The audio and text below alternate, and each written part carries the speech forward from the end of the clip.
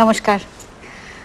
আমি জানি আপনারা জানেন আজকে ক্লোজ আপের আমাদের বিশিষ্ট অতিথি কে, কিন্তু এটা বোধহয় জানেন না তার সঙ্গে আমার বহুকালের একটা বন্ধুত্বপূর্ণ সম্পর্ক। তাই আড্ডা যে বেশ জমাটি হয়ে উঠবে তা বলাই বাহুল্য। চলচ্চিত্রকার গৌতম ঘোষ।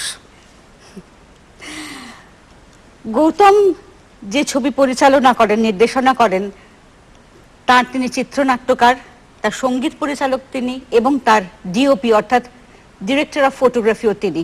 আমি জানি না গৌতম আর কোনো চিত্র পরিচালক আছেন কিনা ভারতবর্ষে যিনি একসঙ্গে এতগুলো কাজ করেন। আছেন বোধহয়, সব জানা নেই আমার। আমার জানা তো নেই অন্তত। না, গোবিন্দ করে, ফটোগ্রাফি করে নিজের ছবিতে। আচ্ছা, মিউজিক করে না গোবিন্দ। সেটাই বলছি। হ্যাঁ, সেটাই বলছি, একসঙ্গে মানে সঙ্গীত পরিচালনা এবং ফটোগ্রাফি করা, এটা বোধহয় তুমি, মানে আমি যতদূর জানি। আসলে আমার না এটা আলাদা কোনো সত্তা নেই। ফিল্মটা করি তার জন্য এগুলো করতে হয়। না, ফটোগ্রাফিটাই হয়তো তোমার প্রথম প্যাশন, তাই নয় কি? না, ঠিক তা ঠিক নয়। আমি ছবি পরিচালনা করতে শুরু করি, করতে গিয়ে মনে হচ্ছে ফটোগ্রাফিটা আমি ডকুমেন্টারি করতাম।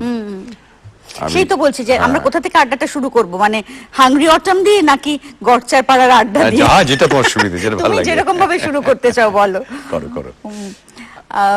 হাংরি অটম তোমার প্রথম ডকুমেন্টারি নয়, তার আগে একটা তুমি ছবি করেছো 73-74 এর সময়, তাই না? New art. হ্যাঁ, কিন্তু হাংরি অটমেই আমরা গৌতম ঘোষকে জানি, এবং তার প্রথম ছবিতেই তুমি বিদেশি পুরস্কার পেয়েছিলে, তাই তো? সেই সময়কার কথা একটু শুনি। আসলে যেটা হয়েছিল, মানে আমি তো চলচ্চিত্র নির্মাণ আরম্ভ করি তখন তো শিক্ষানবিশী, আমি কোনো স্কুলে যাইনি, ফিল্ম স্কুলে। তা করতে করতেই শেখা, এখনো শিখছি। যাই হোক, মানে তখন আমি একটা ডকুমেন্টারি করেছিলাম।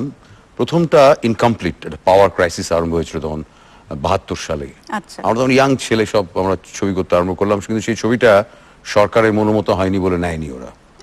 যাই হোক, তারপরে নিউ আর্থ বলে একটা ছবি করেছিলাম, সেটা ভালো হয়েছিল, এবং সেই ছবিটা দেখে মৃণালদা বললো ছবিটা তুমি মানহাইম ফেস্টিভ্যালে পাঠাও। সেই ছবিটা মোটামুটি আমাকে একটা স্বীকৃতি দিয়েছিল। তারপর আমি প্রচুর বিজ্ঞাপনের ছবি করি, এসব করতে করতে মনে হলো যে মানে আমি যেগুলো করছি সেগুলো কারো প্রোডাক্ট বিক্রি করার জন্য, আমার মনের কোনো শান্তি নেই। ফলে আমরা হাংরি অটম তৈরি করতে শুরু করি একটা প্রয়োজনে। তার কারণ 1974 সালে একটা ভয়ঙ্কর দুর্ভিক্ষের মতো অবস্থা হয়েছিল, গ্রাম ভেঙে লোক শহরে চলে আসছে। আমরা 41-এর দুর্ভিক্ষ দেখিনি, কিন্তু শুনেছি লোকে ফ্যান দাও করতো। 74 আমি দেখেছি সমস্ত মানুষ শহরে এসে জড়ো হচ্ছে, অথচ শহরের বাজার ফুলে ফেপে রয়েছে, গ্রামীণ মানুষের কাছে কিচ্ছু নেই। সেই জন্য আমরা একটা ছোট্ট ক্যামেরা নিয়ে আমাদের একটা বন্ধুদের গ্রুপ, আমরা নিজেদের বলতাম ইউরি সিভেন্স গ্রুপ। এখানে বলতে আসছিলাম কারণ সেই সময়টার কথা আমি জানি। এক্স্যাক্টলি, তুই জানো খানিকটা। আর তখন আমাদের হরিদা, তোমার শ্বশুর মশাই, ছিল আমাদের প্রায় একেবারে গুরু, মেন্টরের মতো। হরিদা আমাদের খুব এনকারেজ করতেন। আমার মনে হয় যে প্রথম নিউ আর্ট ছবি যখন করি, আমি হরিদার কাছে ক্যামেরা ভাড়া করতে এসেছিলাম। উনি বললেন, ক্যামেরা ভাড়া করে কি আর ডকুমেন্টারি হয়? নিয়ে যাও, যা পারো দিও। এইসব গুলো দারুণ মনে আছে আমার। আর ওই জন্য ওই তাগিদেই করি হাংরি অটম। খুব কষ্ট করে করা হয়েছিল, বন্ধু বান্ধবদের কাছে টাকা ধার করে। পরবর্তীকালে ইউকো ব্যাংক খানিকটা লোন দিয়েছিল শেষ করার জন্য, সেটা মৃণালদার দৌলতেই, মৃণালদাই করিয়ে দিয়েছিলেন। এইভাবে ছবিটা শেষ হয়, এবং ছবিটা একটা যে ক্ষুধার্ত শরৎ, মানে শরৎকালে তো আমাদের একটা ফেস্টিভ সিজন, উৎসবের সময়, কিন্তু সেটা ক্ষুধার্ত শরৎ ছিল। সমস্ত গ্রাম বাংলার মানুষ উজাড় করে শহরে আসছিল রুজি রোজগারের জন্য। সেই ছবিটা করেছিলাম ওই প্রয়োজনের তাগিদে, সময়ের যে অবস্থা আমরা দেখেছিলাম। আর ছবিটা মানে একটু প্রবলেম হলো, সুখদেব ছবিটা দেখার পর বললো যে ছবিটা এখন তুমি সেন্সারে দিও না, আটকে দিতে পারে, তখন এমার্জেন্সি চলছে, এমার্জেন্সি এসে গেল। তো যাই হোক, এমার্জেন্সির পরে ছবিটা দুটো ফেস্টিভ্যালে যায় এবং একটা বেস্ট ফিল্ম অ্যাওয়ার্ড পায় ওবের হাউসে। এবং ছবিটা শুধু তাই নয়, আমরা দেখিয়েছিলাম বিভিন্ন ইউনিভার্সিটিতে। আমার মনে আছে আমি কোথায় দেখেছিলাম জানো? শহরলা মেমোরিয়াল হলে শহরাতে শো হয়েছিল। এই বিভিন্ন স্টুডেন্টস অর্গানাইজেশন, তারপরে ট্রেড ইউনিয়নস, এরা ছবিটা কিন্তু দেখিয়েছিল বিভিন্ন রকমের। মানে তখন তো মানে ডিভিডি ছিল না, ফিল্ম প্রজেক্টর ভাড়া করে দেখাতো। ফলে ওটা নিয়ে একটা বেশ হইচই হয়েছিল ছবিটা নিয়ে। এবং ছবিটা তৈরি করা হয়েছিল কোনো রকমের স্পন্সরশিপ ছাড়া, কারো কোনো স্পন্সরের মুখের দিকে বা তাদের জন্য কিছু করতে হয়নি। আমরা স্বাধীনভাবে ছবিটা করেছিলাম। আর আচ্ছা, আমার সবসময় জিজ্ঞেস করতে ইচ্ছে করে একটা কথা, আমার মনে হয় দর্শকদেরও জানা উচিত, সেটা হচ্ছে তুমি প্রথম যখন ফিচার করলে সেটা কেন নিজের ভাষায় না, কেন তেলেগু এটা ভাষায়? আমাকে অনেকেই জিজ্ঞেস করে, সত্যি খুব একটা খুব ভাইটাল, খুব গুরুত্বপূর্ণ প্রশ্ন। আর নিজের আমাদের বঙ্গভাষা ছেড়ে হঠাৎ তেলেগুতে কেন করলাম? মা ভূমি, হ্যাঁ করেছিলাম। তার কারণ হচ্ছে আমি তো ডকুমেন্টারি করতাম মোস্টলি, কিন্তু ডকুমেন্টারি দেখলাম যে কোনো রাস্তা নেই, জায়গা নেই, লোককে দেখানো যায় না। ওই তখন ফিল্মস ডিভিশনের ছবিগুলো ফিচার ছবির আগে একটু দেখানো হতো, তাছাড়া লোকে ডকুমেন্টারি দেখতে পায় না, এখনো খুব একটা দেখতে পায় না। ভালো ভালো ফিল্ম ডকুমেন্টারি মেকাররা সত্যি কোনো সত্যি চ্যানেল তাই। পায় না। তা তখন আমার একটা ফিচার ছবি করার প্ল্যান করছিলাম। তা নিশ্চয় প্রথম ছবি নিজের ভাষায় বাংলা দিয়ে করার প্ল্যান করেছিলাম।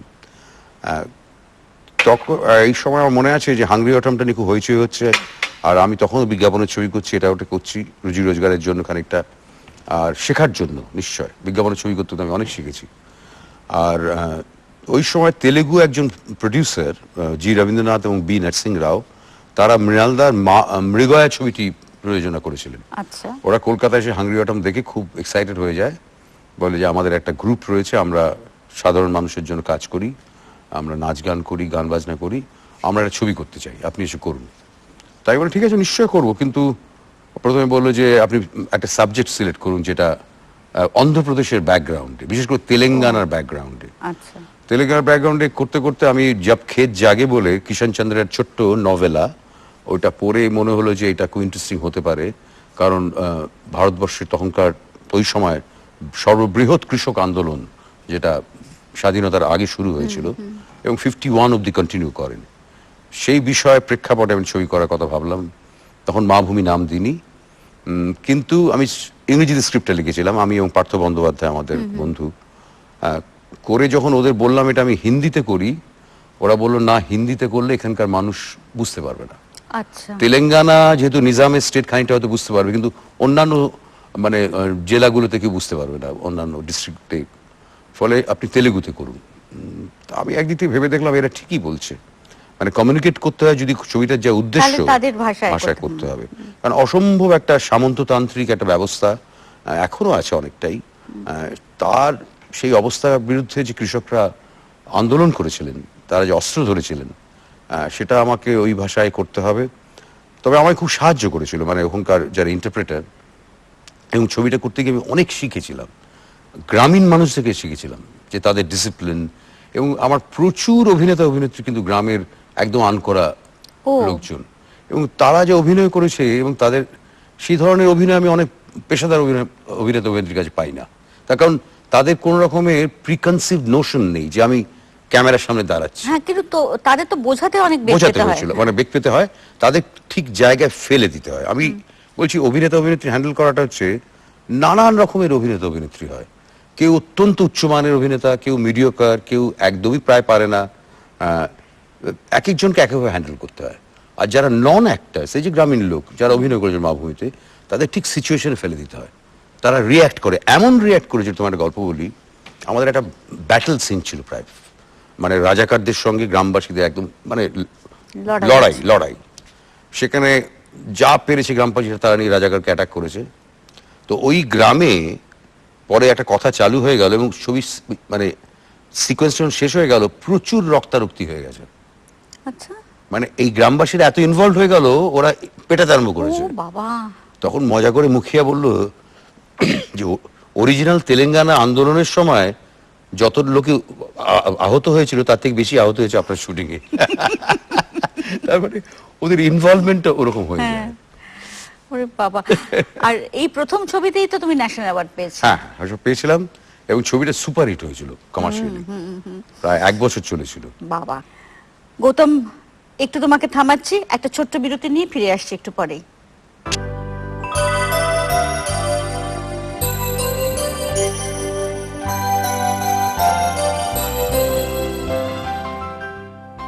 বিরতির পর ফিরে এলাম, আড্ডা চলছে গৌতম ঘোষের সঙ্গে, যেখান থেকে শুরু করেছিলাম। বাবুবি মা ভূমি, হ্যাঁ, সুপার হিট হলো, ন্যাশনাল অ্যাওয়ার্ড পেলে, তারপর প্রথম বাংলা ছবি দখল।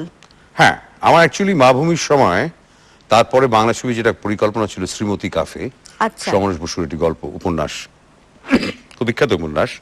তো আমি উত্তমদাকে নিয়ে করা প্ল্যান করেছিলাম, উত্তমদা, সৌমিত্র চ্যাটার্জি, রবি ঘোষ, মমতা শঙ্কর, অনেক চরিত্র, একটা ইন্টারেস্টিং, মানে 1922 থেকে প্রায় 1940-42 অব্দির একটা পটভূমিকায় গল্প। তো উত্তম কুমারকে দিয়ে মেন চরিত্র ভজুলাট করানোর প্ল্যান করেছিলাম আমি। তো ওনার সঙ্গে কথা হয়েছিল, বললো হ্যাঁ খুব ভালো, তোমাদের মতো ইয়াং ছেলেদের ইন্ডাস্ট্রিতে আসা উচিত। তা খুব ইন্টারেস্টিং চরিত্র, খুব ভালো লেগেছিল। তা যাই হোক, আমি বললাম আমি মাভূমি শেষ করে এসে করব। মাভূমি তখন শেষ হয়ে গেছে, কিন্তু মাভূমি তখন 200 ডেজ সেলিব্রেশনে আমরা হায়দ্রাবাদে গেছি, তখন 200 দিন একটা সেলিব্রেশন হচ্ছে। হ্যাঁ, গেছি। সেই সময় তো এত টেলিফোন ছিল না। আমি 24শে জুলাই আমার জন্মদিন, আমি মাকে ফোন করলাম প্রণাম জানানোর জন্য। মা বলল আছে, আর খুব খারাপ খবর আছে, উত্তম কুমার মারা গেছে। ফলে ওই ছবিটা আর হয়নি। আমি পরবর্তীকালে আমার প্রচুর তেলেগু ছবি করার অফার আসে, কারণ একটা ছবি হিট করলে তো পরপর প্রডিউসাররা চলে আসেন। তা সেটা না করে আমি ভাবলাম যে একটা নিজের ভাষায় ছবি করি। আর শ্রীমতী কাফিতে যেহেতু তুমি উত্তম কুমারকে ভেবেছিলে, তাই সেটাতে আর কাউকে তুমি আর পরবর্তীকালে আর হয়ে ওঠেনি। আমি একবার ভেবেছিলাম ওটা করবো ধৃতিমানকে দিয়ে, তা সে হয়ে ওঠেনি আর কি। হয় না, একজন অ্যাক্টরকে মাথায় থাকলে, আর বিশেষ করে উত্তম কুমার, সেই তো যার কোনো মানে বিকল্প নেই। ফলে ওইটা আর হয়নি। আমি দখল করি, দখল এবং প্রাগৈতিহাসিক দুটো ডাবল বিল করা হয়েছিল। মানে জসুন দস্তির একটা পোর্শন করেছিলেন, আমি এটা করেছিলাম, দুটো ছোট ছবি, তখন বেশি বড় না, 72 মিনিটের ছবি। তো যাই হোক, দখল আবার সেই ন্যাশনাল অ্যাওয়ার্ড পেয়ে গেল, বেস্ট ফিল্ম পেয়ে, তারপরে ওটা রিলিজ করলো, লোকের ভালো লাগলো, এই আর কি। এইভাবে আবার ফিচার ছবি ফিরে গেলাম, কিন্তু আমি ডকুমেন্টারি করা থামাইনি কখনোই, কারণ আমার কাছে মনে হয় যে পরে তুমি আচ্ছা, তার আগে একটা কথা বলি। তো আমরা যখন দূরদর্শন প্রথম আমাদের শুরু হয়, তখন তুমি দূরদর্শনের জন্য একটা একদম ছোট ছবি বানিয়েছিলে। মানে 1975 সালে দূরদর্শন যখন কেন্দ্র শুরু হয় রাধা ফিল্ম স্টুডিওতে, তখন আমি টিভি কামস টু টাউন বলে ছবি বানিয়েছিলাম। ছবিটা প্রযোজক ছিলেন পশ্চিমবঙ্গ সরকার। তারা একটা ছবি করতে চেয়েছিলেন যে আমাদের শহরের টেলিভিশন আসছে। এরকম মজার ছিল, মানে তখন একটা ভ্যানের মধ্যে রেকর্ডিং হতো, আলাদা এরকম স্টুডিও ছিল না। অনন্যা ছিল প্রডিউসার, আমার এখন মনে আছে। তো যাই হোক, সেটা একটা ছবি করেছিলাম। এটা তো অনেক পরে, 84 আমরা এই বাড়িতে এসেছি, কিন্তু 75 তোমরা ওখানেই ছিলে। বাড়িতেই ছিলাম। যাই হোক, ওই সময় আমি ছবি করতাম, আমি ডকুমেন্টারিজ করতাম। আমার মনে হয় যে তুমি হাংরি অটমের পরে আর কি মানে তুমি যখন ওস্তাদ বিসমিল্লাহ খানকে নিয়ে ছবি করছো, সেটা কি তারপর? অনেক পরে। ওটা হচ্ছে 1989-এ। ও আচ্ছা, অনেক পরে ছবি সেটা। ওটা একটা সিরিজ করেছিলাম পরপর। মোহরদিকে নিয়ে একটা ছবি, কণিকা বন্দ্যোপাধ্যায়, উৎপল দত্তকে নিয়ে করেছিলাম, তারপরে বিসমিল্লাহ খানকে নিয়ে করেছিলাম। আমার মনে ছিল যে এদের কাছ থেকে অনেক কিছু শেখার আছে। তাদের যে ক্রিয়েটিভ প্রসেস, তাদের যে মানে কিভাবে তারা সাধনা করেছেন। কারণ আমার যখন বিসমিল্লাহ ছবি করতে গিয়ে মনে হয়েছিল যে অনেক তো শিল্পী আছেন, সাধক কজন আছেন। তা আমার মনে হচ্ছে এই ধরনের খান সাহেবকে দেখে মনে হচ্ছে সত্যি সাধক। মানে তার পেছনে একটা বিরাট সাধনা রয়েছে, এবং তিনি সঙ্গীতকে এমন একটা জায়গায় পৌঁছে দিয়েছেন। অবশ্যই তিনি মানে বিসমিল্লাহ তো কোনো বিকল্প হয়নি আর। কিন্তু বিসমিল্লাহ খান সাহেবের মধ্যে একটা সুফি ভাব ছিল। আমার যেটা মনে হয় যে আমাদের দেশের যে কম্পোজিট কালচার, যেখানে সব ধর্ম মিলে গেছে, হিন্দু, ইসলাম, বৌদ্ধ ধর্মের, খ্রিস্টানিটি, সব মিলিয়ে, শিখিজম, এই কম্পোজিট কালচার কিন্তু এইসব মানুষগুলোর মধ্যে পাওয়া যায়। হয়তো আমি বিসমিল্লাহ করেছিলাম বলে পরবর্তীকালে লালন করতে পারলাম। আমার মাথায় সবসময় মনে হয় সূত্রটা রয়ে গেছে। এবং এটা কিন্তু খুব গুরুত্বপূর্ণ এখনকার দিনে। এখনকার যে একটা অসহিষ্ণুতা, আমার মনে আছে আমি যখন স্কুলে পড়তাম ছোটবেলায় কলকাতায়, আমাদের ক্লাসে হিন্দু, মুসলিম, খ্রিস্টান প্রায় সমান সমান ছিল। চাইনিজরা পড়তে ক্যাথিড্রাল মিশনারিতে। এবং ফলে আমরা ছোটবেলা থেকে কিন্তু হিন্দু উৎসব, খ্রিস্টানদের উৎসব, ইসলামীয় উৎসব, সব জায়গায় পার্টিসিপেট করেছি। বরঞ্চ সেটা এখন কমে গেছে অনেক। এটা আমার কাছে খুব অদ্ভুত লাগে। সেটা আরো বেশি হওয়া উচিত, তাই না? এই যে সংহতির কথাটা, সেটা তো আরো মানুষকে জানানো দরকার, মানে তার মধ্যে চেতনাটা বাড়ানো উচিত। আচ্ছা, এবার হিন্দি ছবির কথা আসি। পার, মানে একটার পর একটা তুমি অসাধারণ সব ছবি করেছো। চেষ্টা করেছি। মানে ওখানে তো আবার নাসিরউদ্দিন শাহ শাবানা আসবে, দুজন একদম। হ্যাঁ, পার মানে পারটা আমার অ্যাকচুয়ালি, আমি এটা তখন বিহারে ভয়ঙ্কর ভাবে কাস্ট ওয়ার চলেছে, মানে এক জাতি আরেক জাতিকে খুন করে ফেলছে, ম্যাসাকার হচ্ছে। আর এমজে আকবর তখন সানডের এডিটর। এমজে তখন পরপর স্টোরি করে, হ্যাঁ, সানডেতে স্টোরি বেরোয়, পিঁপড়া ম্যাসাকার, একটার পর একটা ম্যাসাকার। আমার মনে হয়েছিল তো ওটা নিয়ে আমি ডকুমেন্টারি করবো, একদম লোকেশনে গিয়ে। আমি গেছিলাম আমার ক্যামেরা নিয়ে, আমি কিছু শ্যুট করলাম। শ্যুট করার পর তারপর আমার মনে হলো যে এইটা যদি করি, এটা এমন একটা গুরুত্বপূর্ণ বিষয় এবং এই ম্যাসাকারের জন্য মানুষজন গ্রাম ছেড়ে পালিয়ে যাচ্ছে, তাহলে কিন্তু সাধারণ মানুষ দেখতে পাবে না। ফিচার ছবি হলে ওটাকে আমি সবাই তখন একটা দেখতে পাবে। কাহিনী চিত্র করার কথা ভাবলাম। আচ্ছা, এবং করতে ও গিয়ে আচ্ছা, মানে হ্যাঁ, এটা ইন্টারেস্টিং, কিন্তু হ্যাঁ, মানে এটা আমি documentary করতে হয়তো আগে কোনোদিন বলিনি, না, সত্যি তাই। হ্যাঁ। এটা ডকুমেন্টারি করতে গিয়ে আমার মনে হলো যে এটাকে যদি কাহিনী চিত্র করা যায়, তাহলে যে আমাদের শহরের লোকরা জানেই না কি হচ্ছে। এই যে বিহার থেকে এত মানুষের জড়ো হচ্ছে, তাদের মধ্যে হয়তো অনেকেই এর মানে শিকার আর কি, এই মানে কাস্ট ওয়ারের শিকার। তা তখন এই পার্ট ঠিক করলাম। সমরেশ বসুর একটা ছোট্ট গল্প, দুর্দান্ত গল্প, মানে ছবির যে শেষ দৃশ্যটা, একটা দম্পতি, একটা গ্রাম থেকে আসা দম্পতি, তারা ওই শুয়োর পার করে, সেটা নিয়েই গল্প সমরেশ দা লিখেছিলেন। তখন আমার মনে হয় যে এটাকে মানে আমার কাহিনী চিত্রে পরিণতি করতে পারি, এটাকে একটা মেটাফর হিসেবে ব্যবহার করতে পারি, একটা রূপক হিসেবে ব্যবহার করতে পারি, করে আমি গল্পটা তৈরি করি, যেটা আমি দেখে এসেছি বিহারে, এই কাস্ট ম্যাসাকার। তখন চিত্রনাট্য এইভাবে সাজানো হলো যে বিহার থেকে এই দম্পতি চলে এসেছিল এরকম একটা কাস্ট ওয়ার বা মানে জাতি ঘৃণার শিকার হয়ে, করে এসে শহরে এসে দেখলো যে তাদের হিউম্যান কোথায়, কি করে তারা বাঁচবে। করতে গিয়ে এমন একটা কাণ্ড করলো যেটা বিস্ময়কর কাণ্ড। মানে আমাকে জাপানে সব দেখতে দেখতে মানে যখন একটা টোকিওতে প্রিমিয়ার হয়েছিল, এক মহিলা প্রশ্ন করেছিলেন যে পুরুষ এবং নারী সমানভাবে যদি এভাবে থাকতে পারে, তাহলে আমরা কিছু করতে পারবো, এবং দুজনের কিন্তু সমান শক্তি আছে, সেটা আপনার ছবি প্রমাণ করে দিল। কি দারুণ লেগেছিল আমার কথাটা, যে ওইরকম একটা, মানে ওটা তো একটা সিম্বলিক, সুরকে দুজনে মিলে সাঁতরে পার করে নিয়ে যাওয়া। এবং নাসির সাঁতার আমার জানতো না। দৃশ্যটার কথা মনে হচ্ছে তুমি একদম জানো গায়ে কাটা। নাসির মিথ্যে কথা বলে পাঠ নিয়েছিল? সেটা কি গপ্প আবার? আসলে প্রথমে পারে আমি কাজ করেছিলাম স্মিতাকে। স্মিতা আচ্ছা। আমার বন্ধু ছিল, তার কারণ আমরা কেমস কর্নার একটা রেস্টুরেন্টে আড্ডা মারতাম যখন বিজ্ঞাপনের শুটিং করতে যেতাম। ওকে আমি চিনতাম, শাবানাকে চিনতাম না, কিন্তু শাবানার বাবাকে আমি চিনতাম। আচ্ছা। কারণ সুখদেবের সঙ্গে আমরা ওখানে কবিতা পাঠ, শায়রি সব শুনতে যেতাম কাফি সাহেবের বাড়িতে। শাবানাকে আমি চিনতাম না। তো স্মিতাকে আমি কাজ করেছিলাম, কিন্তু স্মিতা আমাকে বললো যে আমি সাঁতার কাটতে পারি না। আমি তাহলে তুমি কি করে করবে? ও যে কি দুঃখ পেয়েছিল, কেঁদে ফেলেছিল একেবারে। হ্যাঁ, যাই হোক, স্মিতাকে কাজ করা হলো, স্মিতা হলো না। এদিকে সবাই বলে মানে হরিজন মানে ওমপুরীকে নাও, তার আগে ওমপুরী ওই ধরনের করেছে। আমি বললাম ওম অন্যার চরিত্র করবে, আমি নাসিরকে দিয়ে করাবো। নাসির তো প্রথমে আমি তুমি সাঁতার জানো? বলল জানি। হ্যাঁ, মানে আমি বলছি কি প্যাশন একটা ভালো চরিত্র পাওয়ার জন্য।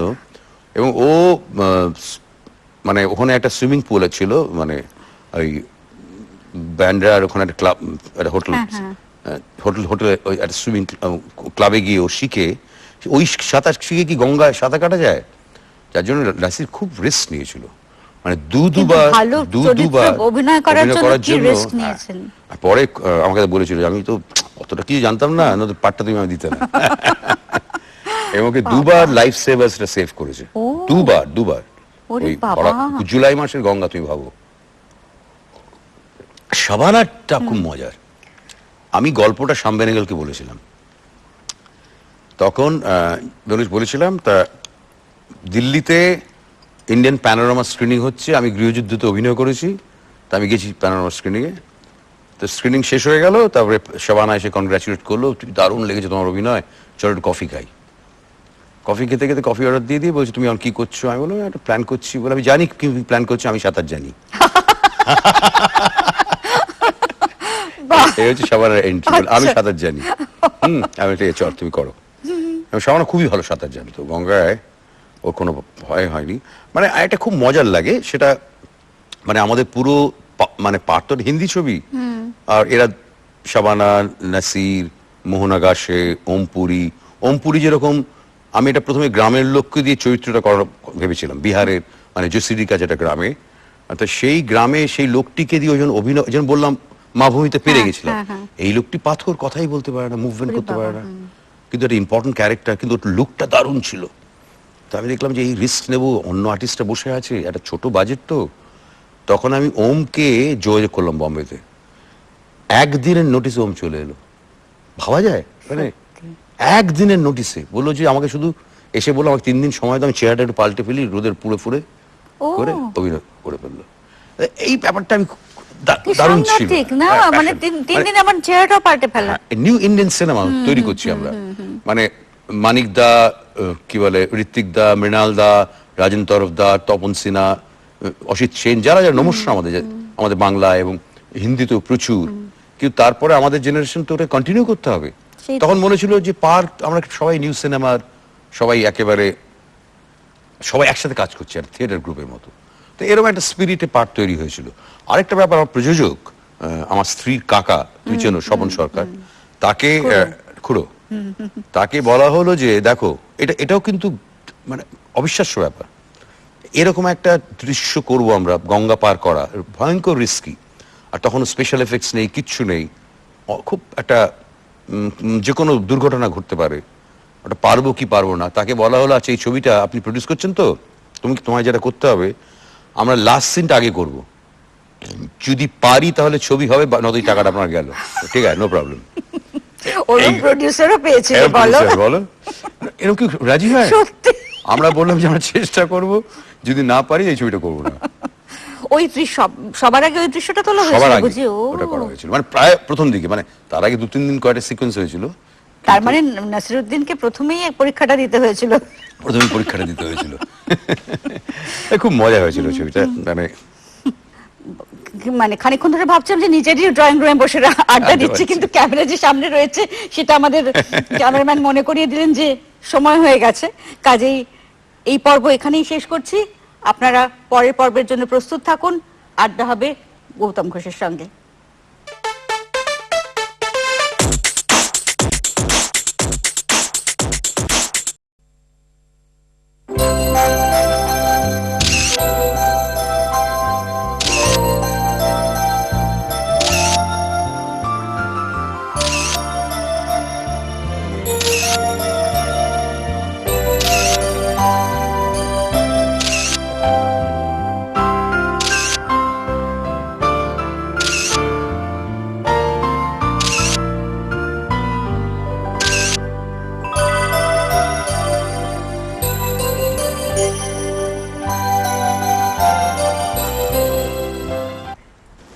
নমস্কার।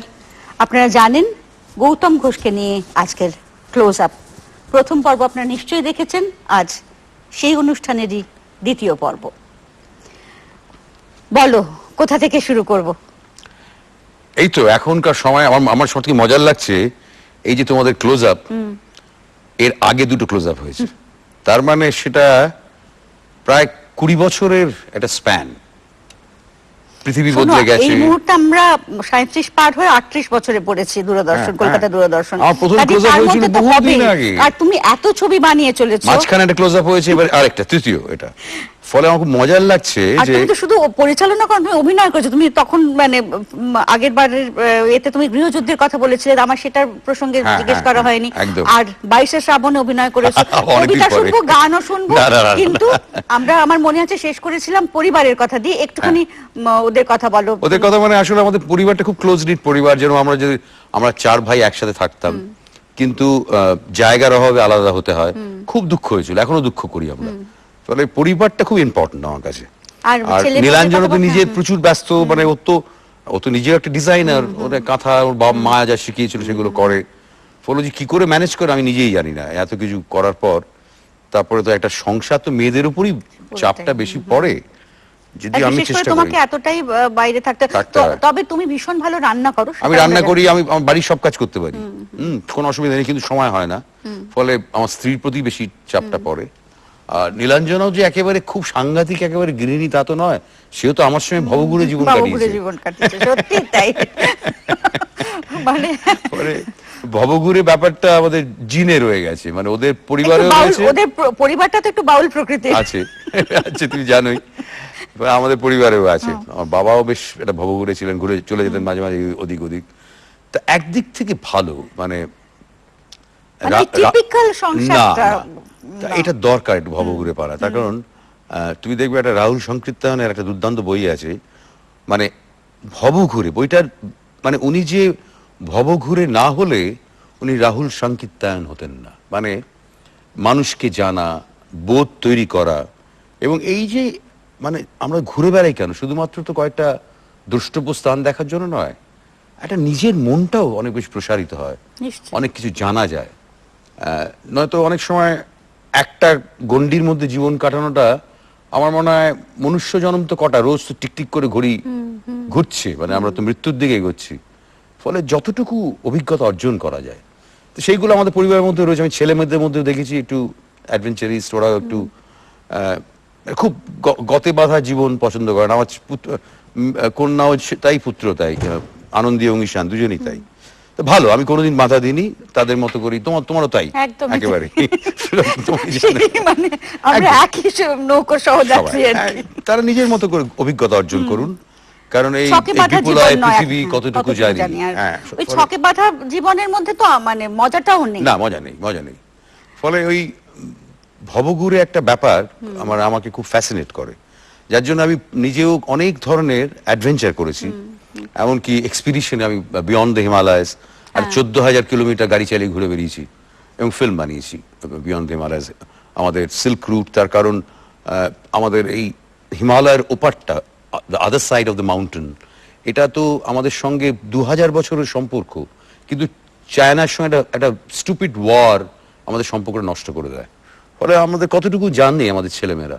ফলে ওই যে আমি সেন্ট্রাল এশিয়া, চায়না, তিব্বত ঘুরেছিলাম বাই রোড, তার যেটা আমার জীবনে অনেক কিছু বদলে দিয়েছিল, অনেক কিছু নতুন করে জানতে পেরেছিলাম যে আমাদের এইটুকুন জগতের বাইরে একটা বিরাট জগৎ রয়েছে, অনেক কিছু জানার রয়েছে, এবং আমাদের সঙ্গে সম্পর্কগুলো বহু প্রাচীন সম্পর্ক।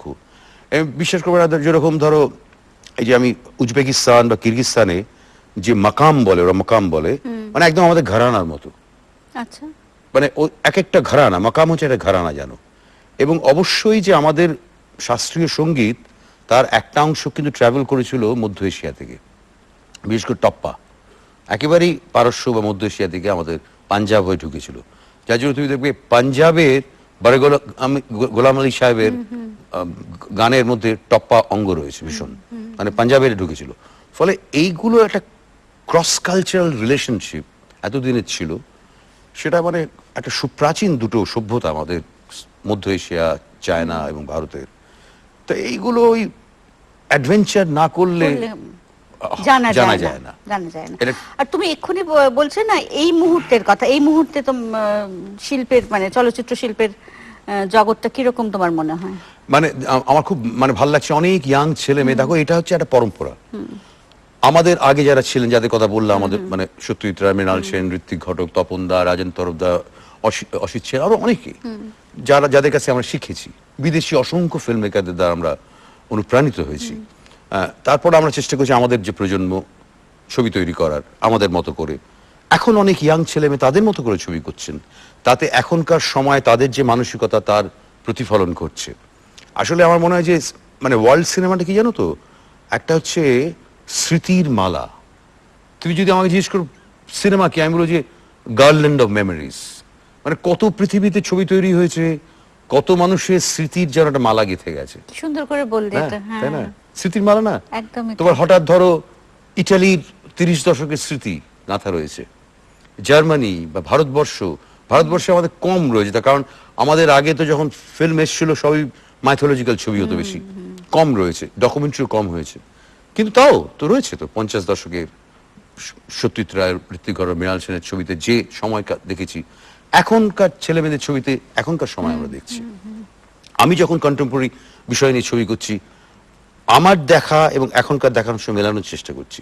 আমি যখন কালবেলা করেছিলাম, এখনই করেছি তো 3-4 বছর আগে, কালবেলা আমাদের যৌবনের যে রোম্যান্টিসিজম, সেটাকে তুলে ধরেছো, তো চেষ্টা করেছি, এবং এখনকার প্রজন্ম সেটাকে অ্যাপ্রিসিয়েট করেছে। এটাই চলতে থাকে, বুঝেছো তো? এখন ধরো ইয়াং ছেলেমেয়েরা, আমি মানে একজন দুজনের নাম বলবো না, যারা পুরো প্রজন্ম, তারা চেষ্টা করছে, স্টাইল বদলানোর চেষ্টা করছে, টেকনিক্যালি ইমপ্রুভ করার চেষ্টা করছে।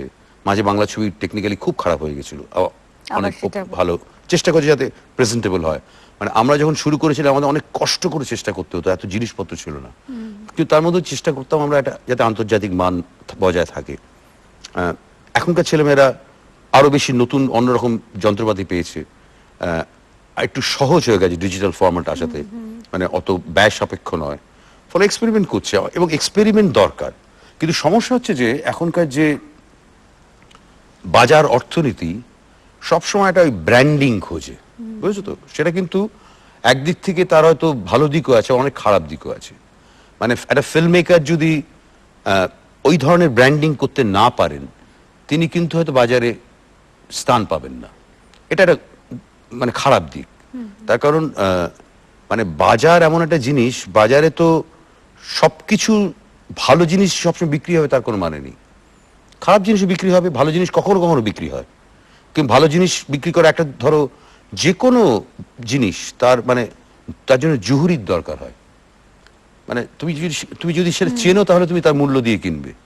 ফলে এইগুলো আছে। ফলে আমার মনে হয় যে আমাদের দেশে এখনো স্টেট স্পন্সরশিপ মানে সাংস্কৃতিক একটা এই যে মানে সিইও যে এখন তোমাদের জহর সরকার, জহর যখন ইয়েতে ছিল মিনিস্ট্রি অফ কালচারে, আমি জহরকে বলছি, জহর আমাদের মিনিস্ট্রি অফ কালচারের একটা বিরাট দায়িত্ব রয়েছে, কারণ আমরা ট্যাক্স দিই, যে সংস্কৃতিকে স্পন্সর করা। কারণ সংস্কৃতিকে তুমি সবসময় ভায়াবল করতে পারবে না। ফলে অনেক ইয়াং ছেলেমেয়েদের মধ্যে আমার কথা হয় যে ফিল্ম মেকার, তারা সবসময় একটা চাপ থাকে এটাকে ভায়াবল করতে হবে। ফলে তার মনের মতো করে সে নিজেকে প্রকাশ করতে পারে না। এটা একটা সমস্যা এখন। তার মধ্যে তো চেষ্টা করছে, এবং পরীক্ষা নিরীক্ষা না হলে কখনোই ভালো হতে পারে না।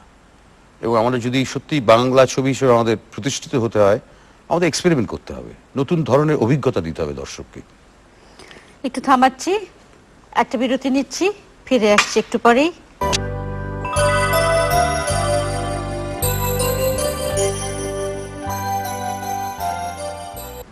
বিরতির পর ফিরলাম, কথা হচ্ছে গৌতম ঘোষের সঙ্গে। আমি নতুন ছবি রিসার্চ করতে গিয়ে অনেক পুরনো লেখা পড়তে পড়তে দণ্ডক সবরই পড়লাম নারায়ণ সান্যালের। আচ্ছা, হ্যাঁ। উনি লিখছেন যে আবুজ মারিয়া বলে একটা ট্রাইব আছে। আচ্ছা। এটা হচ্ছে মধ্যপ্রদেশ, এখন ছত্তিশগড়ের আর মহারাষ্ট্রের একটা বিরাট পাহাড়ের উপর থাকে এই আবুজ মারিয়া ট্রাইব। তাদের কাছে উনি দণ্ডকারণ্যে গেছিলেন একজন অফিসার, তখন রিহ্যাবিলিটেশন রিফিউজিদের ইয়েতে। নারায়ণ লিখছেন যে কালেক্টরের সঙ্গে আমি গেছি আবুজ মারিয়াদের ওখানে, তখন মেয়েরা উপরের বক্ষ আবরণের কিছু পরত না, শুধু গয়না। কিন্তু কি সুন্দর, তাদের কোনো রকম ইয়ে নেই, তাদের নাচ গান হলো। তারপরে যখন কালেক্টর সাহেব মানে ডিস্ট্রিক্ট ম্যাজিস্ট্রেট খাবার দিয়েছে গভর্নমেন্টের থেকে, বলে এরকম ডিসিপ্লিন আমি দেখিনি, কি সুন্দর করে প্রত্যেকে এনে খাবার নিয়ে যাচ্ছে। মানে উনি বলছেন যে আমাদের দেশের বুফেগুলোতে যেরকম হয় কাড়াকাড়ি, সেরকম নয়, ওরকম অত ডিসিপ্লিন দেখিনি। তারপরে জিজ্ঞেস করলো যে আমরা খুব খুশি, আমি কেন লালন প্রসঙ্গে এটা বলছি, ওই জন্য বলছি যে মানে সভ্যতা কি, মানে যেটা আগন্তুকে একটা প্রশ্ন তুলেছেন মানিকদা, কারা সভ্য। হ্যাঁ, এবং এই আবুজ মারিয়া ট্রাইবকে তখন কালেক্টর জিজ্ঞেস করে, অপূর্ব সুন্দর ট্রাইব, যে আমরা খুব খুশি তোমাদের নাচ গান দেখালে, তা তোমাদের আমরা কিছু দিতে চাই, মানে কিছু তোমাদের অভাব কি আছে বলো, আমরা আমাদের ফান্ড আছে সরকার থেকে, তার মধ্যপ্রদেশ গভর্নমেন্ট, আমরা কিছু ফান্ড দিতে চাই। তখন ওরা মুখ চাওয়াচুই করে, হাসাহাসি করে। তখন একজন ইন্টারপ্রেটার জিজ্ঞেস করলো, এই বলছি তো উত্তর দাও। অভাব কিসের, আকাশে আলো আছে, নদীতে জল আছে, ঝর্ণা আছে, জঙ্গলে জানোয়ার আছে, মহুয়া গাছে মধু রয়েছে, অভাবটা কিসের, আমাদের কোনো অসুবিধা নেই। Just imagine. এবং তারা গরু, তাদের একটা কমিউনিটি আছে, সেখানে ওরা কি করতো, আগালেই ছেলে মেয়েদের কমিউনে পাঠিয়ে দিত, সেখানেই তারা শিখছে, বড় হচ্ছে।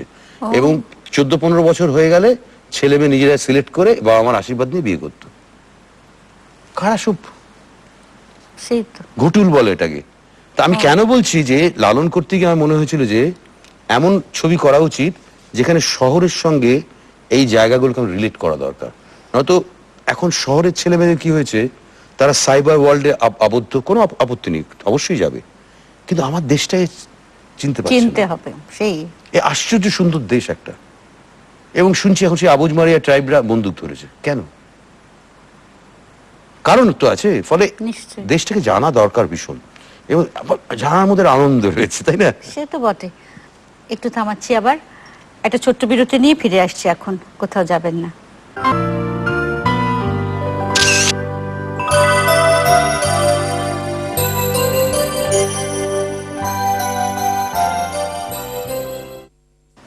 বিরতির পর ফিরলাম, আড্ডা চলছে গৌতমের সঙ্গে। তো এইটা আমার খুব মজার লাগে যে আমরা সব সময় এই যে একটা বিরাট ডাইভার্সিটি, এটাই ইনক্রেডিবল ইন্ডিয়া, এবং সেটা কিন্তু আমাদের প্রচার করতে হবে নতুন প্রজন্মের কাছে। তোমরা যাও, ঘুরে বেড়াও, দেখো। দেখা মানে শুধু কতগুলো শহর নয়, নানান জায়গায় নানান রকমের, মানে আমার মনে হয় যে কিরকম জানো তো, আমাদের দেশে ইন্টেরিয়রে দিতে হবে কতগুলো শতাব্দী একসাথে রান করছে। গঙ্গাসাগরে লক্ষ লক্ষ কোটি কোটি মানুষ আসছে, তার বিশ্বাস অনুযায়ী সে যে ডুব দিলে স্বর্গে যাবে। প্রয়াগে যাচ্ছে, আবার 21st সেঞ্চুরি তুমি একেবারে আধুনিক আমেরিকান একটা ছোট্ট পকেট পাবে নানান জায়গায়। এই বিচিত্র এক দেশ, সত্য সেলুকাস, বিচিত্র এই বিচিত্র এই দেশ। দেশ। আচ্ছা, এবার একটা শূন্য অঙ্কর কথা বলো। শূন্য অঙ্কটা আসলে আমার হঠাৎ, আমি এটা অন্য ছবির পরিকল্পনা করছিলাম, স্ক্রিপ্টেড রেডি, ওটা একটা ইন্ডো ইটালিয়ান কোপ্রোডাকশন, নানা রকম টেকনিক্যাল কারণে ওটা ডিলে হওয়াতে, তা আমার মানে এই মনের মানুষের প্রয়োজন অনেক দিন ধরে বলছে ওটা যদি ডিলে হয় দাদা একটা ছবি করবেন, আমাদের মনের মানুষ খুব সাকসেসফুল সব দিক থেকে। তা আমি ঠিক আছে, আমি করবো। তা আমি রোম থেকে ওই ছবিটার ব্যাপারে মিটিং করে ফিরছি, তখন আমি একটা আর্টিকেল পড়লাম হেমিংওয়ের মৃত্যু রহস্য নিয়ে। অনেকে বলে হেমিংওয়ে সুইসাইড করেছেন, অনেককে বলে ওনাকে খুন করা হয়েছে। Actually Hemingway was haunted by FBI. FBI ওকে হন্ট করেছিল কয়েক বছর ধরে, যেহেতু মানে হেমিংওয়েটা উনি কিউবা ভালোবাসতেন, তখন এফবিআই হেমিংওয়েকে হন্ট করেছিল। হেমিংওয়ে অদ্ভুত পাগলের মতো হয়ে গেছিলেন, এত খোলামেলা মিশতে ভালোবাসতেন, ওর শেষ দিকটা সাংঘাতিক হয়ে গেছিল। এবং তখন আসলে আর্টিকেলটাতে লিখেছে হেমিংওয়েরই লাইন যে a man can be destroyed but not defeated. Not defeated, আচ্ছা। মানে তুমি তাকে ধ্বংস করতে পারো কিন্তু পরাজিত করতে পারবে না। এই স্পিরিটটা হচ্ছে হিউম্যান স্পিরিট। আমি মানে এটাকে নিয়ে একটা ছবি করব। ছবি করতে গিয়ে আমার চরিত্রগুলো করব এমন ভাবে যে আমাদের শহরের চরিত্র, আমাদের চেনা চরিত্র, এবং কিন্তু সেই চরিত্রগুলো এমন কতগুলো অভিজ্ঞতা দিয়ে মধ্যে দিয়ে যাচ্ছে যে অভিজ্ঞতাগুলো চট করে দৈনন্দিন জীবনে পায় না। একটা কঙ্কনা যেটা করছেন জার্নালিস্ট, ও টিস থেকে পাশ করেছে, মানে Tata institute of social communication, পাশ করে ও 3 বছর পেজ 3 করেছে, খুব আনন্দ মজার, গ্রেট ফান। তারপরে বোর লাগছে, ওরা একই জিনিস করে যাচ্ছি, ও চলে যাচ্ছে ট্রাইবাল এরিয়াতে, ওইগুলো করতে আবুজমাদ বা এইসব জায়গায়। ও বলছে আমাকে ওই ওই এলাকার রিপোর্টিং করতে দিন। করতে গিয়ে দেখছে ওর নতুন অভিজ্ঞতা হচ্ছে। একজন মানে বিরাট মাল্টিন্যাশনাল কোম্পানির কর্পোরেট এক্সিকিউটিভ, তারও কতগুলো প্রজেক্ট করতে গিয়ে অদ্ভুত অভিজ্ঞতা হচ্ছে। মানে অ্যাকচুয়ালি আমার ছবিটা করার উদ্দেশ্য হচ্ছে যে এটা অ্যাকচুয়ালি খুব দেশাত্মবোধক ছবি। মানে দেশাত্মবোধক ছবি মানেই হয় সবসময় দেখানো হয় পাকিস্তানের সঙ্গে লড়াই হচ্ছে দেশাত্মবোধক, ব্রিটিশের সঙ্গে লড়াই হচ্ছে দেশাত্মবোধক। না, আমি বলি দেশাত্মবোধক কেন বলছি ছবিটাকে, কারণ আমার দেশকে বুঝে তার প্রতি যে ভালোবাসা সেটাকে প্রকাশ করা, মানে এটাই ছবিটার বিষয়। শূন্য অঙ্ক অনেক কটা পর্বে ভাগ করা আছে এবং কতগুলো চেনা চরিত্র, আমাদের চেনা চরিত্র। পর্বে মানে আলাদা আলাদা গল্প আছে? না, আলাদা একটাই গল্প, কতগুলো অঙ্কে ভাগ করা আছে। আচ্ছা। এবং শূন্য তো মানে আমাদের শূন্য ভারতবর্ষ থেকে আরবরা নিয়ে গেছিল ওয়েস্টার্ন ওয়ার্ল্ডে, এটা খানিকটা প্রতীকী। এবং ওয়েস্টার্ন ওয়ার্ল্ডে যদি শূন্য না যেত বিজ্ঞান এত অগ্রগতি হতো না। ফলে আমরা কিন্তু শূন্য আবিষ্কার করেছি, ফলে আমরা অনেক এগিয়ে ছিলাম নানান কারণ, মানে কতগুলো ব্যাপারে পশ্চিমীরা এগিয়ে গেছে, আমরা একটু পিছিয়ে পড়েছিলাম। এটাই মানে আমার মনে হচ্ছে যে আমার করতে ইচ্ছা করছে এখন, যে এই অদ্ভুত একটা ইন্টারেস্টিং দেশ, তাকে ভালোবাসতে গেলে তোমাকে জানতে হবে তার একটুখানি। এই দেশাত্মবোধের কথা কিন্তু তোমার অনেক ছবিতেই আছে, এবং বিশেষ করে মা ভূমি। তুমি ভাবো যে তুমি এখন আবার শূন্য অঙ্ক, ওই কিন্তু মানে দেশের কথাটা দেশ, মানে যেরকম রবীন্দ্রনাথের ও আমার দেশের মাটি গানটা শুনলে আমার কান্না পায়, তাই না? ওগো মা অনেক তোমার পেয়েছি গো, অনেক নিয়েছি, তবু জানি না যে কি যে তোমায় দিয়েছি মা, আমার জনম গেল নাও না তুমি কাজে, গলা আটকে গেছে, আমি কাটানো দিন। এই গানটা শুনলে আমার কান্না পায়, এই কান্না পায়, মানে এই মনে হচ্ছে এই যে কি দিয়েছি আর কত কি দেওয়ার রয়েছে, মানে এইসব নিয়েই শূন্য অঙ্ক। দেখা যাক কি হয়, পাবলিক কি বলে। আরো অনেক কথা বাকি থেকে গেল, এত এত ছবি করেছো তুমি, মানে আমার তো ইচ্ছে ছিল যে প্রত্যেকটা ছবি ধরে ধরে তোমায় জিজ্ঞেস করবো। মানে আমার যেমন গুড়িয়ার কথা জিজ্ঞেস করতে খুব ইচ্ছে করে, আরো মানে প্রচুর ছবি। আপার অরণ্যের অনেক মজার মজার মজার আমি গল্প শুনি বাড়িতে, হ্যাঁ, তুমি হ্যাঁ, জানো, সেই সব আমার জানতে আবরণটা ইচ্ছে করে আমি খুব আনন্দ পেয়েছিলাম। দেখো, আবরণটা খুব মজার ব্যাপার। এটা ওখানে স্মৃতিমালা একটা। হ্যাঁ। ধরো সুনীল দ্বারা ওদের বন্ধু বান্ধব মিলে বেড়াতে গেছিল ধর্মগড়, তাদের অভিজ্ঞতা নিয়ে সুনীলদার লিখেছিলেন। সেটা নিয়ে মানিকদা ছবি করলেন সত্যজিৎ রায়। সত্যজিৎ রায় সুনীলদার মতো বহিমেন ছিলেন না। মানে সত্যজিৎ রায় তো আর সুনীলদার মতো কি মহুয়া খায়নি, না। ওই করেনি। আর হঠাৎ করে এরকম বেরিয়ে পড়ে বাড়ি ফিরে না আসা, সত্যি সত্যজিৎ রায় তার মতো করে উনি একটা গল্প তৈরি করেছেন, চমৎকার ছবি তৈরি করেছিলেন। এখন তার বহু বছর পরে, প্রায় 24 বছর পরে, আমি আমার সেন্সিবিলিটি দিয়ে আমি নতুন করে একটা ছবি করলাম। এটা কিন্তু কোনো রিমেক নয়, ওটারই যেন কন্টিনিউয়েশন, মানে ওটার থেকে অনুপ্রাণিত, মানে ওটা সিকিউরও বলবো না, রিমেকও বলবো না। ওটা করে খুব আনন্দ পেয়েছিলাম যে এত বছর পরে ওই চরিত্রগুলোকে নিয়ে আবার ফিরে যাওয়া। এবং আমার ছবিটা আমার কাছে নিজেকে খুব সিনেম্যাটিক মনে হয়। এবং সিনেমা আমার কাছে মনে হয় যে প্রেডিক্টেবল হয়ে গেলে একটু মুশকিল, আবার অন্য একেবারেই আনপ্রেডিক্টেবল, কেউ বুঝতেই পারে পরে কি হবে। পরে কি হবে, সেই খুব আড্ডা হলো, হ্যাঁ, খুব কিন্তু ভালো আরো হলো। আরো কথা বাকি রয়ে গেল। তুমি আগেও ক্লোজ আপে এসছো, এবারেও এলে, হয়তো আবার আবার পরবর্তীকালে কখনো পরে আসবো যখন প্রায় অনেক বছর বয়সে। না, অনেক তোমার এই ছবিগুলো, পরের ছবিগুলো নিয়ে আবার কি ভাবছো। কিন্তু ঠিক আছে। আজকে তোমার গানটা আরেকটু শুনতে পারলে, আর একটা কবিতা একদম গলা শুনতে ভেঙে পারলে গেছে, খুব ভালো হতো। গলা ভেঙে গেছে একদম, মানে সুর লাগছে না, পরে হবে। কবিতাও হবে না না আজকে না। তাহলে আজকে আপনাদের জন্য এইটুকু নিয়ে বাকি রাখলাম। নিশ্চয়ই পরের বার গান হবে একদম, একদম গলা গান কেঁদে কবিতা। আসবে তুমি, সেই কথাই তোমার সঙ্গে রইলো। খুব ভালো লাগলো তোমাকে নমস্কার। এলে বলে।